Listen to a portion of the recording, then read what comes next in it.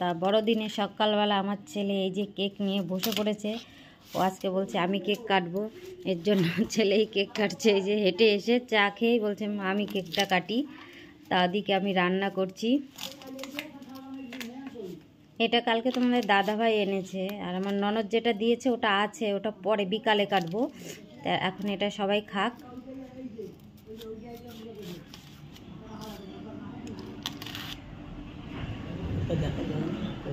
রাধে রাধে বন্ধুরা, তোমরা সবাই কেমন আছো? আশা করি ভালো আছো। আমিও খুব ভালো আছি তোমাদের ভালোবাসা আশীর্বাদে। তা আজ হচ্ছে বড়দিন, বড়দিনের অনেক অনেক ভালো শুভেচ্ছা রইল তোমাদের, আর মেরি ক্রিসমাস সব বন্ধুদেরকে আমি জানাই। তা সকালবেলা সকালের বাসি কাজগুলো তাড়াহুড়ো করে নিয়েছি, তোমাদেরকে আর দেখানো হয়নি। আর রান্নাঘরে একদম রান্না থেকে আমি আর ব্লগটা স্টার্ট করলাম। তা আমার ভাত হয়ে গেছে, আজকে ছোট্ট হাঁড়িতে ভাত বসিয়েছি, কারণ আজকে যাব বোনের বাড়িতে। কারণ আজকে আমার ওই বোনের বাড়ি একটা ঠাকুমা মারা গেছে, তোমরা তো জানোই। সেই ঠাকুমার আজকে খরচ খাওয়া দাওয়া আর কি, সেখানে যাব আমরা সবাই মিলে। তা বাবা মানে শ্বশুরমশাই উনি শ্রাদ্ধ বাড়ি খায় না, যার জন্য ওনার জন্য আমি একার জন্যই খালি রান্না করব। তাই দেখো আমি অল্প কটা ভাত বসিয়ে দিয়েছি, ছোট্ট একটা হাঁড়িতে বসিয়ে দিয়েছিলাম। আর সকালবেলা আমরা যেহেতু যাব, আমরাও কয়টা ভাত খেয়ে যাব সকালবেলা, যার জন্য অল্প করেই রান্না করেছি, যাতে ওনার দুপুরে হয়ে আর যেন ভাত না থাকে। তা দেখো আমার ভাত হয়ে গেছে, আমি ভাত বুট দিয়ে রেখে দিয়েছি। আর তোমাদের দাদা ভাই কালকে বৈরাগী মাছ এনেছিল, বৈরাগী মাছ দিয়ে পেঁয়াজকালি দিয়ে আলু দিয়ে তরকারি খাবে বলে। তা আর এর জন্য সকাল সকাল আমি এই পেঁয়াজকালি আলু দিয়ে তরকারিটা করে নিচ্ছি, কারণ ও যাতে একটুখানি সকালবেলা খেয়ে যেতে পারে। সকালে পেঁয়াজকালি দিয়ে আলু দিয়ে বৈরাগী মাছের ঝোল করব, আর হচ্ছে মটরশুঁটি দিয়ে আলু দিয়ে টমেটো দিয়ে বাঁধাকপি রান্না করব, এই হচ্ছে রান্না করব। তা দেখো বন্ধুরা, আমার এই যে রান্নাবান্না তেমনভাবে শেয়ার করলাম না। এই যে আমার বাঁধাকপিটা প্রায় হয়ে এসছে, আর একটুখানি হলেই হয়ে যাবে। আর একটুখানি চিনি দিয়ে নামিয়ে নেব। আর এদিকে মাছের ঝোলটাও আমার প্রায় হয়ে গেছে। তা চলো বন্ধুরা, আর তেমনভাবে আজকে রান্নাবান্না তোমাদের সাথে শেয়ার করব না, একেবারে রান্নার ঘরের কাজ গুছিয়ে টুছিয়ে নিয়ে থালা বাসন মাজতে হবে, রান্নাঘর মুছতে হবে, অনেক কাজ আছে, গুছিয়ে টুছিয়ে নিয়ে তারপরে একবারে রেডি হয়ে তোমাদের সামনে আসছি। ঠিক আছে বন্ধুরা, ততক্ষণ কোথাও যেও না, পাশে থেকো। কিন্তু বাজে 11:09তে সেজে গুজে। তা দেখো ওদিকে সুপ্রদীপ রেডি, তোমাদের দাদাভাই রেডি, ওই যে ছেলে রেডি। তা এখন যাব আমরা একটু শিমুরালি বোনের বাড়িতে। তোমরা তো অবশ্যই জানো যে একটা ঠাকুমা মারা গেছে, সে আজকে তার খরচ খাওয়া দাওয়া আর কি। তা সেখানটাই যাচ্ছি। আমাদের কালকে যাওয়ার কথা ছিল, কিন্তু আজকে যাচ্ছি, কারণ আমাদের পুজোর জন্য আমরা বললাম না কোথাও যেয়ে থাকতে পারি না। তাহলে চলো বন্ধুরা, এমনিতেও দেরি হয়ে গেছে, খালি ফোন করছে যাওয়ার জন্য। তা চলো শিমুরালির থেকে ঘুরে আসি।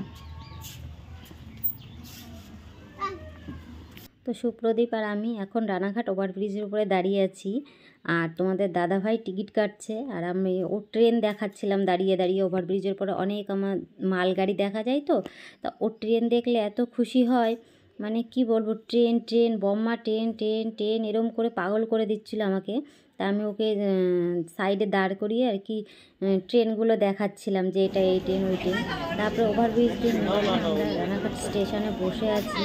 তোমাদের দাদাভাই দাঁড়িয়ে আছে, কারণ ওর বসার জায়গা হয়নি। এখন প্রায় 11:30 বাজে, 11:30 সময়। এখন আমাদের 11:35 ট্রেন, তাই প্রায় আর 5 মিনিট পরে আমাদের ট্রেন আসবে, আমরা ওই ট্রেনে করেই চলে যাবো। তাহলে চলো শিমুরালি যেয়ে একবারে কথা বলছি। যা হা হা যা হা হা হা হা যা। তো বন্ধুরা, আমরা এখন শিমুরালি স্টেশন থেকে নেমে দেখো হেঁটে হেঁটে যাচ্ছি, কারণ আমার বোনের বাড়ি শিমুরালি স্টেশন থেকে হাঁটা পথ মাত্র 2 মিনিটের।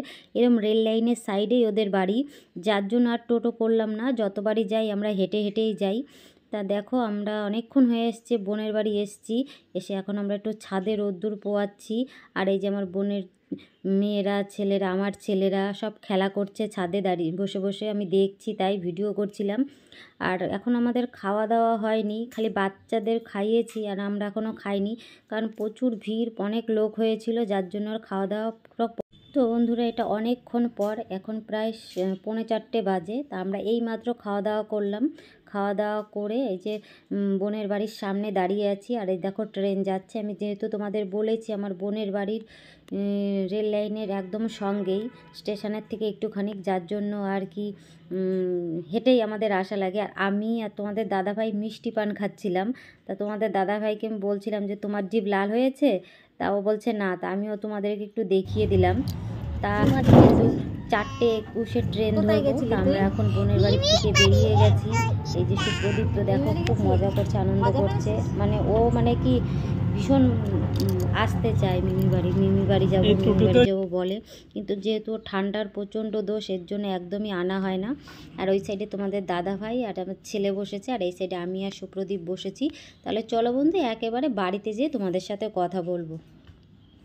তা এই যে বন্ধুরা আমরা বাড়িতে চলে এসেছি। আর এসে দেখো সুপ্রদীপে একবারে লাফা ঝাপা শুরু করে দিয়েছে, কারণ ও নাচ করছে। আমাদের বাড়ির সাইডেই মাইক বাজছে, যেহেতু আজকে ওরা পিকনিক করছে, যার জন্য ওই পিকনিকের আওয়াজে ও নাচ করছে। বলছে বম্মা আমি নাচ করছি, দেখো এভাবে নাচ করছি।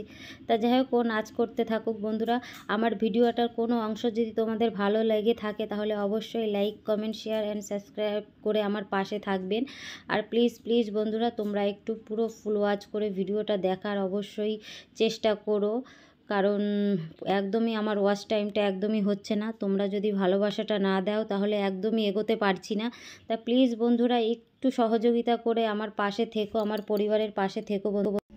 তো বন্ধুরা বোনের বাড়ির থেকে বাড়ি চলে এসেছি আমরা। কটা বাজে? 5টা নাগাদ বাড়ি এসেছি।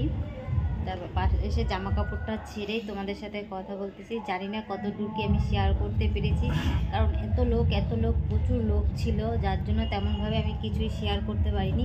দেখো জামা টামা ছেড়ে সুপ্রদীপ দাঁড়া ছড় সুপ্রদীপ আর কি নাচানাচি করলো তোমাদেরকে দেখাচ্ছি, কারণ আমাদের পাশেই ফিস্ট খাচ্ছে, মাইক বাজছে, যার জন্য ও নাচ করছে মাইকের আওয়াজে। তো চলো বন্ধু তাহলে ভিডিওটা আমি এখানে এন্ড করে দিই। আশা করি তোমাদের ভালো লাগবে। আর আমার ভিডিওটা ভালো লাগলে অবশ্যই like, comment, share and subscriber. Tata.